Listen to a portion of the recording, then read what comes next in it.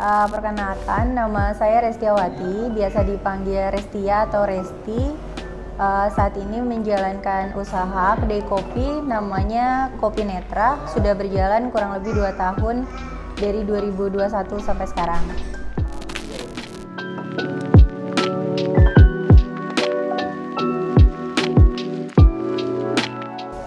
Jadi awalnya itu di tahun 2020 aku tuh ada pelatihan meracik kopi untuk tunanetra, itu di Ciputat. Nah, aku ikutan untuk kegiatan itu kurang lebih 3 bulan. Nah, setelah ikut kegiatan itu sebenarnya kan emang iseng aja gitu ya, karena emang sebelumnya juga nggak suka ngopi gitu, cuma karena emang tertarik ya udah ikutan. Nah, tapi setelah ikutan pelatihan itu jadi berpikir kenapa enggak dicoba untuk buka usaha gitu kan. Waktu itu sempat diskusi sama mentornya, terus aku pengen coba nih bikin kopi botolan gitu. Nah, akhirnya bikin tester, dibagi-bagiin ke teman-teman, katanya boleh deh coba aja jual gitu kan. Setelah itu akhirnya aku coba tawar-tawarin ke teman-teman lama di kantor lama kayak gitu, dan lumayan apresiasinya tuh lumayan bagus gitu. Nah, akhirnya setelah itu barulah Februari 2021 memutuskan untuk bikin Kopi Netra gitu.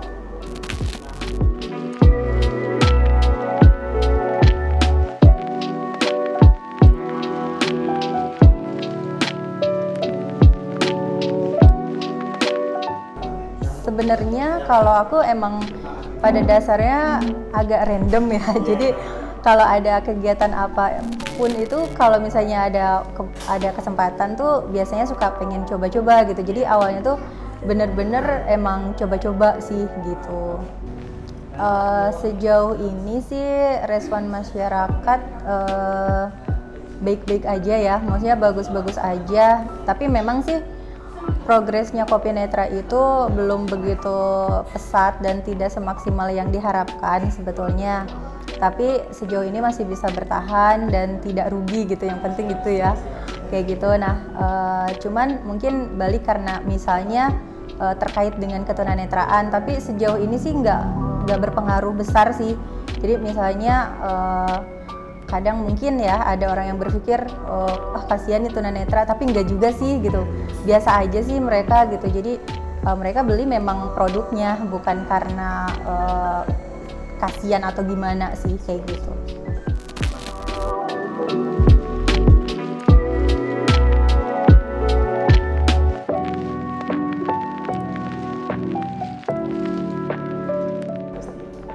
Kalau dari aku pribadi sih gini, biasanya kadang ada juga orang yang misalnya bayar tapi nggak mau dikembalian gitu kan. Nah, tapi itu selalu aku pastikan bahwa nggak apa-apa, ada kok kembaliannya, dan emang ini harganya ditentukan sudah ada untungnya gitu. Jadi pasti aku paksakan harus kayak kembalian, bukan bukan sombong atau gimana, tapi itu juga untuk mengedukasi masyarakat jangan sampai mereka tuh beli karena kasihan gitu, kayak gitu sih kalau itu.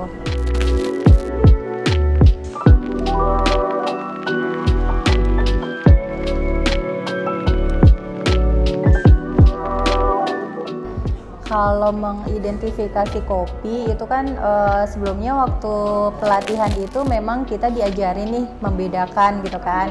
Nah, kemudian kan kita terus berlatih nih membedakan dengan tanpa dilihat ya, dengan dicium sama diraba, dan yang terakhir dirasain gitu kan. Nah, jadi biasanya aku membedakannya yaitu dengan diraba, karena ukuran Arabica sama Robusta itu biasanya berbeda. Arabica lebih kecil, atau kalaupun misalnya ukurannya hampir sama, biasanya aromanya pasti beda gitu. Tapi kalau misalnya banyak banget ya nggak bisa juga kayak gitu kan. Nah, kalau misalnya lagi banyak sih biasanya setiap toplesnya itu aku kasih huruf braille sih buat dibaca, jadi bisa inget gitu kan, kayak gitu. Kalau biji kopinya nih beragam. Ada beberapa yang aku itu memang ketemu langsung sama petaninya, kemudian aku langsung beli ke mereka gitu kan. Ada yang kayak gitu, Ada juga beberapa yang beli melalui roastery, ada juga yang lewat marketplace, tergantung kebutuhannya sih.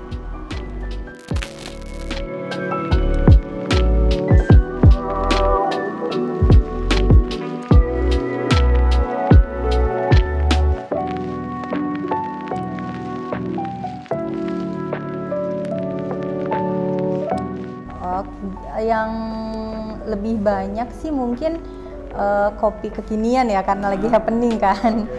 Jadi biasanya kan aku bikin kopi botolan nih. Nah itu biasanya kopinya aku pasti carinya dari marketplace agar harganya juga masuk gitu kan, sesuai dengan pasarnya, karena memang saingannya kan kopi sekarang lagi berat ya, maksudnya tuh ibaratnya mah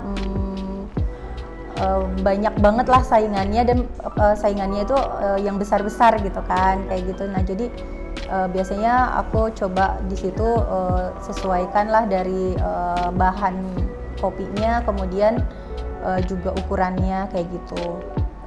Terus kalau kopi-kopi lokal sih lebih banyak biasanya kalau kayak buat seduh ya, kayak misalnya V60, terus apa namanya Vietnam Drip atau Tubruk gitu, kayak gitu. Dari segi produknya sih mungkin nggak jauh beda ya, cuma mungkin kalau misalnya orang-orang masih pengen cari kopi yang manual gitu ya, nah di Kopi Netra itu memang hanya menjual kopi-kopi yang dibuat secara manual gitu kan, kayak gitu. Nah kemudian apalagi ya, mungkin dari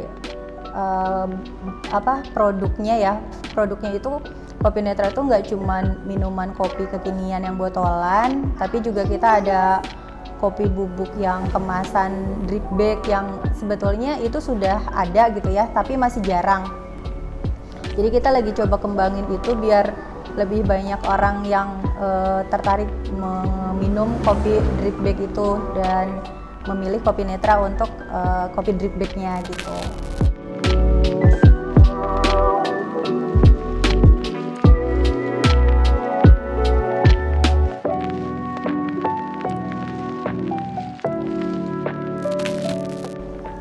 Kopi Netra itu produknya ada kopi botolan yang kopi kekiniannya gitu ya, kayak kopi coklat, karamel, hazelnut, gula aren kayak gitu. Itu ada 2 varian ukuran, ada yang 250 ml sama 1 liter. Kemudian kita juga kalau misalnya Lebaran, Natal itu kita bikin hampers biasanya untuk kopi botolannya. Nah kemudian ada juga kopi bubuk itu ukuran 100 gram, biasanya sih untuk kopi bubuk tubruk ya, kayak gitu. Kemudian juga ada kopi kemasan drip bag itu ada 2 kemasan, ada saset yang sekali seduh, terus juga ada yang di box, 1 box gitu, isi 4 pieces. Nah selain itu kan sejauh ini Kopi Netra itu penjualannya masih mengandalkan event ya, kayak gitu, bazar kayak gitu. Nah setelah aku perhatiin kan kalau cuman ngandelin produk kopinya aja tuh tidak serame itu gitu kan ya. Nah makanya Kopi Netra itu bikinlah merchandise-nya. Nah merchandise Kopi Netra itu ada kaos dan ada topi yang biasa kita jual di event ya. Nah si merchandise ini tuh sengaja dikasih keunikannya itu adalah, jadi kita dalam 1 bulan itu hanya produksi 1 lusin untuk 1 desain gitu, dan itu limited edition, jadi tidak akan diproduksi lagi di bulan berikutnya. Biasanya kayak gitu sih. Itu sih mungkin ya produknya Kopi Netra.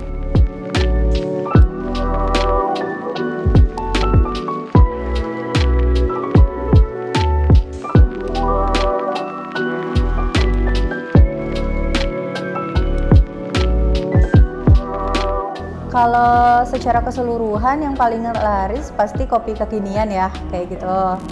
Nah cuman kalau misalnya di event biasanya merchandise yang lebih cepat banyak yang nyari gitu. Kalau peran komunitas itu buat Kopi Netra sangat besar sih sebenarnya. Jadi Kopi Netra itu juga lahir tuh dari komunitas gitu ya. Kita ada komunitas kopi tunanetra, di mana di situ teman-teman yang barista tunanetra, ada juga penggiat kopi yang bukan tunanetra yang mensupport gitu ya, bagaimana agar Kopi Netra ini bisa berdiri gitu kan. Kemudian selain itu juga aku selalu berusaha berjejaring dengan pihak-pihak lain kan, kayak gitu.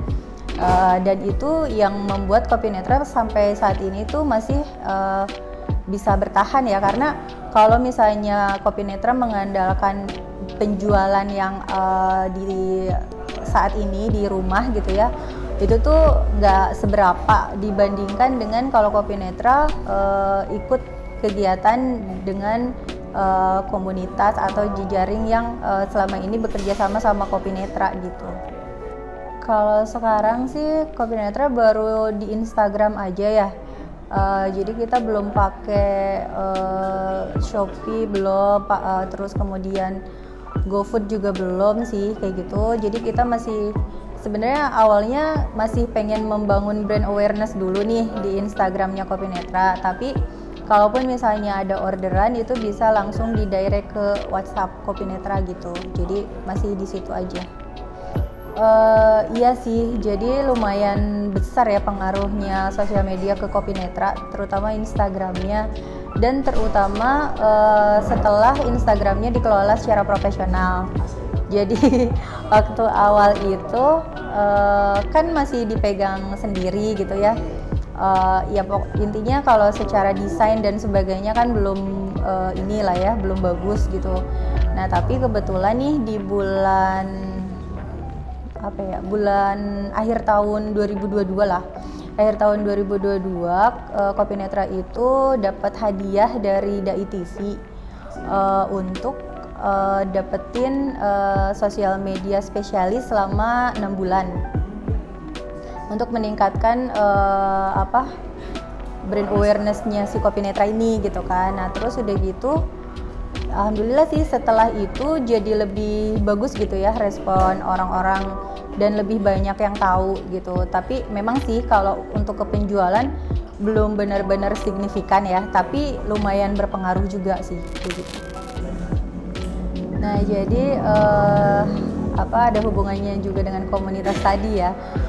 Jadi setelah bertemu sama Samdana Institute, Kopi Netra itu biasanya sering ikut di event-eventnya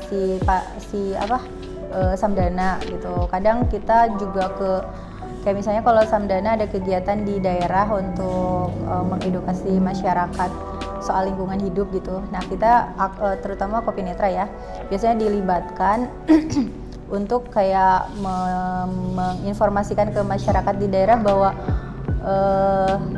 ada disabilitas nih gitu, dan disabilitas itu juga aware nih dengan lingkungan hidup juga gitu. Jadi ya sama-sama gitu kan kayak gitu. Nah dari situ ke sini-sininya kalau ada kegiatan itu biasanya Kopi Netra dilibatkan. Kayak kemarin ada bazar di Kementerian Lingkungan Hidup itu udah 2 kali juga Kopi Netra sama Samdana.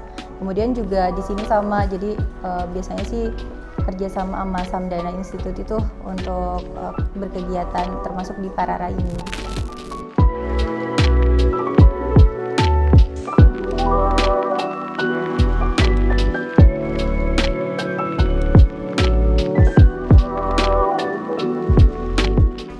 Awalnya itu kenal dengan Samdana gara-gara itu kegiatan camping untuk kopi ini. Jadi dulu tuh pernah kita camping bareng.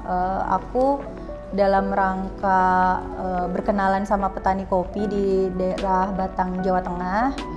Kemudian ada Samdana Institute juga di sana gitu. Jadi ketemulah di sana kayak gitu.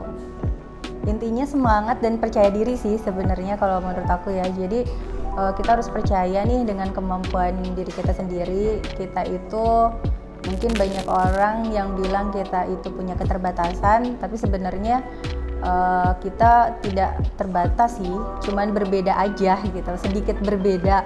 Tapi kita juga bisa beradaptasi kok dengan perbedaan itu gitu, dengan menemukan cara lain gitu. Jadi jangan sampai tidak percaya diri lah melakukan segala sesuatu. Coba aja dan harus tetap semangat sih, intinya itu sih. Intinya kalau misalnya mau minum kopi harus pilihnya Kopi Netra aja, karena di Kopi Netra selain bisa minum kopi juga bisa tahu latar belakang asal muasal dari kopi-kopi yang diminum itu, jadi bisa tahu ceritanya. Dan kalau misalnya mau order Kopi Netra bisa melalui WhatsApp atau bisa DM juga di Instagramnya Kopi Netra di kopi.netra, dan untuk nomor WhatsApp-nya di 0857 2385 6570.